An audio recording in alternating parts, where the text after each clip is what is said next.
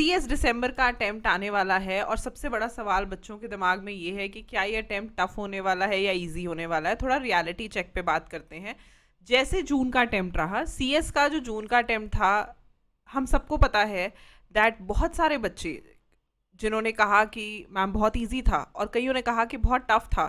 तो I actually got confused. Paper देख के लगा नहीं इतना टफ नहीं था, बट ऐसा क्यों, ऐसा ऐसा क्या हुआ।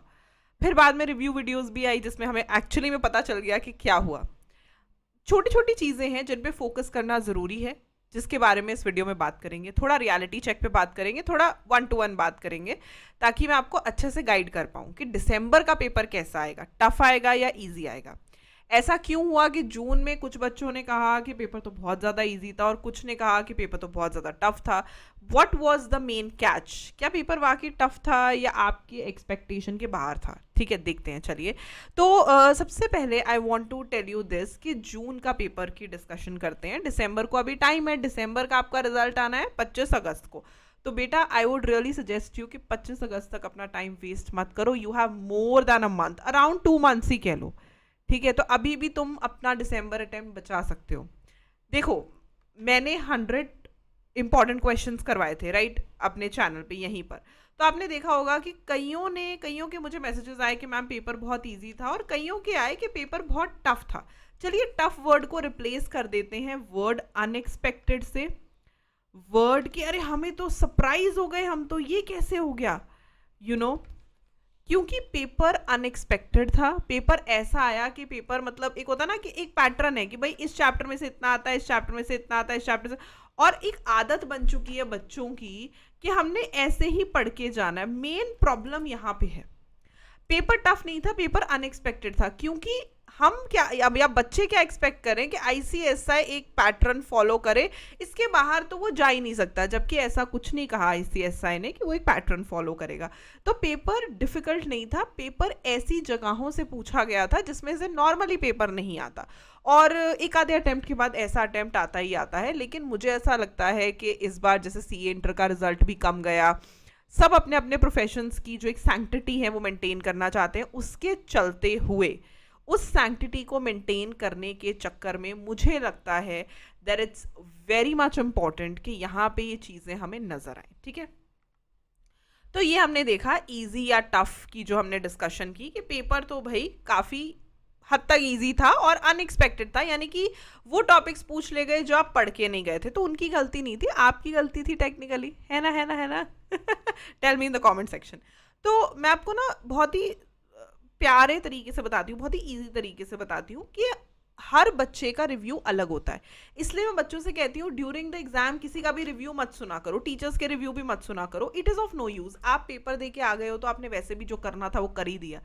यहाँ पे ना हर बच्चे का रिव्यू अलग होता है। क्यों? क्योंकि हर बच्चे की तैयारी अलग होती है, हर बच्चे ने अटेम्प्ट अलग तरीके से किया होता है।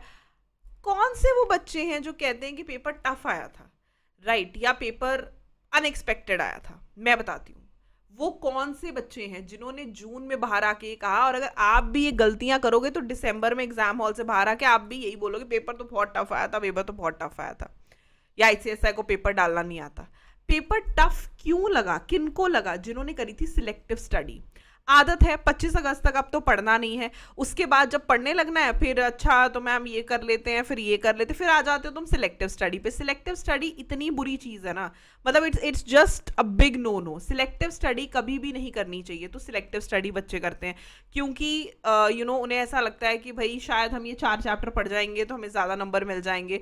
जहाँ तो बाइफर्केशन है वहाँ तो तुम सही कर रहे हो, लेकिन सिलेक्टिव स्टडी करके तुम खुद को फंसा लेते हो बहुत बुरा। ठीक है, या सिलेक्टिव किसी ने बोल दिया, किसी टीचर ने बोल दिया, किसी मेंटोर ने बोल दिया इतने में से इतना ही आएगा, हम वही करके चले गए, वो चीजें गलत हैं। Selective studies completely is a big no no. At least June के बाद तो तुम्हें ये सबक मिलना ही चाहिए कि तुमने सारा कुछ पढ़ करके जाना है। बहुत बड़ी गलती है जो बच्चे सिलेक्टिव स्टडीज करते हैं, बहुत बड़ी गलती है। दूसरी चीज़, सेल्फ स्टडी नहीं करते। ये एक बहुत बुरी बीमारी है बच्चों को कि सेल्फ स्टडी नहीं करना है। क्यों सेल्फ स्टडी नहीं करना है? क्योंकि हमारे पास टाइम नहीं है, हमारे लेक्चर्स नहीं खत्म हो रहे। जितना मर्जी हो डेली बेसिस पे 1 घंटे की सेल्फ स्टडी किया करो। सेल्फ स्टडी के बिना कुछ भी नहीं हो सकता। तो डेली बेसिस पे कोशिश किया करो कि आप सेल्फ स्टडी करो। मतलब इट्स समथिंग नॉन निगोशिएबल कि हम सेल्फ स्टडी नहीं करते तो तुम्हें याद कैसे रहता है? एज टीचर्स हम खुद बुक्स, कॉपीज, नोटबुक्स लेके तुम्हारे लिए नोट्स बनाते हैं, ठीक है, हम भी तो कितना पढ़ते हैं, सेल्फ स्टडी करते हैं, तो तुम्हें तो करना ही चाहिए ना, तुमने तो जाके पेपर लिखना है। So no self study is like कि तुम्हें कुछ भी नहीं समझ आ रहा क्योंकि तुम खुद पढ़ के ही नहीं देख रहे हो। तुम समझ रहे हो, टीचर तो बोल ही रहा है, टीचर जब बोलता है तुमको समझ आता है, लेकिन बाद में तो पढ़ो जानने के लिए कि तुम्हें आ रहा है कि समझ के नहीं। सेल्फ स्टडी एक ऐसी हैबिट है जो आपने रोज अब इन्वॉल्व कर लेनी है।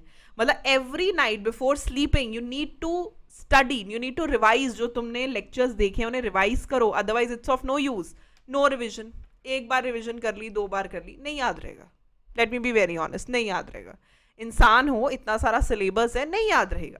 रिविजन करो, 5 to 6 टाइम्स रिविजन करो, प्रेपरेशन जल्दी खत्म करो, रिविजन करो। रिविजन जब तक नहीं करोगे it will be of no use, no practice. कोई प्रैक्टिस ही नहीं है, कोई राइटिंग प्रैक्टिस नहीं करते हो, पास्ट ईयर क्वेश्चंस की प्रैक्टिस नहीं करते हो, कैसे पता चलेगा क्वेश्चंस आएंगे? अगर आपने मेरा 100 इंपॉर्टेंट क्वेश्चंस देखे होंगे तो आपने देखा होगा कि how I am conducting the questions. मुझे एक लड़की लिटरली आके कमेंट सेक्शन में कहती है, मैम मुझे तो कोई क्वेश्चन ही समझ नहीं आ रहा। क्वेश्चन पढ़ोगे नहीं तो आंसर नहीं दे पाओगे, it is as simple as that. इसके ऊपर कोई चीज ही नहीं है। क्वेश्चन नहीं पढ़ोगे तो आंसर नहीं दे पाओगे। You really need to focus on that, right? तो टफ है, ईजी भी है, ईजी भी है।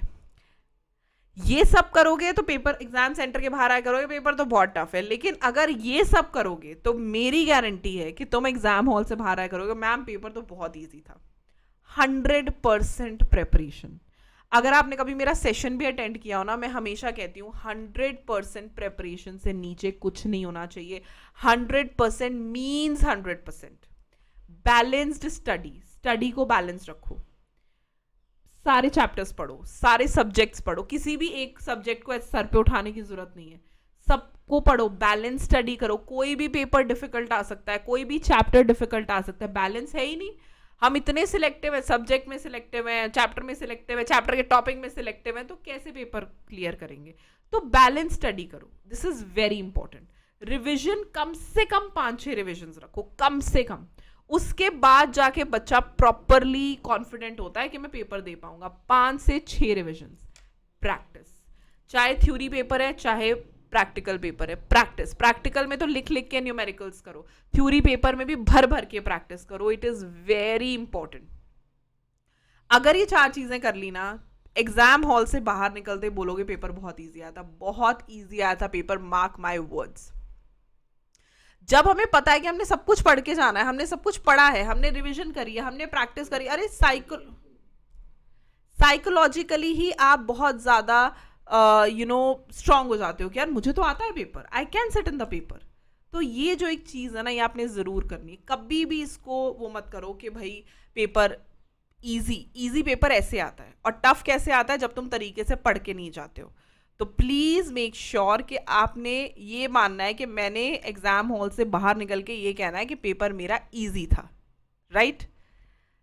और सबसे इंपॉर्टेंट चीज, स्टार्ट टुडे। ये वो बच्चे जो लेजी पना कर जाते हैं, ठीक है, बहुत सारे बच्चे सोचेंगे हम आज से क्लासेस लेते, कोचिंग की बात नहीं हो रही है यहाँ पे मैं एक चीज बच्चों को सिखाती हूँ। अगर आपको लगता है कि पिछले अटेम्प्ट में आपकी प्रेपरेशन में कमी थी तो प्रेपरेशन शुरू करो आज से, रिवीजन कम थी तो रिवीजन शुरू करो, प्रैक्टिस। 25 अगस्त तक ना बेसिकली तुम्हारा यही काम है कि अगर तुम्हें जिस चीज में कमी लग रही है उस पर काम तो करना शुरू करो। तुम्हें पता है सेटल होते होते ही 5-6-10 दिन लग जाएंगे, फिर उसके बाद कैसे पढ़ाई शुरू करोगे, तब तक रिजल्ट आ जाएगा। आज से ही शुरू करो। अगर लगता है पिछले अटेम्प्ट में अच्छे से प्रिपेयर नहीं किया, प्रिपेयर करो, रिवाइज नहीं किया, रिवाइज करो, प्रैक्टिस नहीं करी तो प्रैक्टिस करो। It's the need of the hour, okay? और तभी तुम ये डिसाइड कर पाओगे कि CS दिसंबर का पेपर टफ आएगा या इजी आएगा, क्योंकि वो तुम्हारी प्रेपरेशन पे डिपेंड करेगा। It is all on your preparation, on your revision, on your practice. तो इस चीज पे वर्क करना शुरू करो एंड यू वुड सी कि कैसे तुम्हारी जो पढ़ाई की तरफ एक वो होती है ना, कंसिस्टेंसी होती है, वो बहुत ज़रूरी और अच्छे तरीके से बन जाएगी, ठीक है? Consistency and discipline. So yes, I hope this helps. थोड़ा सा ये वाली चीज़ इजी और टफ, चाहे इसकी स्क्रीनशॉट्स ले लो, टफ आएगा, लगेगा पेपर अगर ये सब नहीं करोगे, और इजी लगेगा पेपर अगर ये सब करोगे। तो please focus on these 2 slides, लिख के रखना है, लिख के रख लो। यहाँ पे अब you just can not I would say B relaxed and बस कोई बात नहीं, और महीने 2 महीने नहीं पढ़ते हैं फिर तो रिजल्ट आ जाएगा, फिर और मुश्किल हो जाएगा। तो अभी से पढ़ना स्टार्ट करो और ये अप्रोच रखो इजी। अगर बाहर आएगा ना पेपर इजी है तो ये अप्रोच रखो, and definitely you would message me when you will complete the exam of December कि भाई मैम पेपर बहुत ईजी आया था, and I will wait for your message. So video अच्छी लगी तो लाइक करना, चैनल को सब्सक्राइब करना, और बहुत सारी ऐसी यूजफुल वीडियोज इस चैनल पे आती रहेंगी। And yes, my classes are available on CA Point. All the links are in the description box below. If you like the way I teach, go ahead and subscribe to the batch. I'll see you with another information video. Till then, stay happy, stay blessed, and keep the preparations on. Bye bye.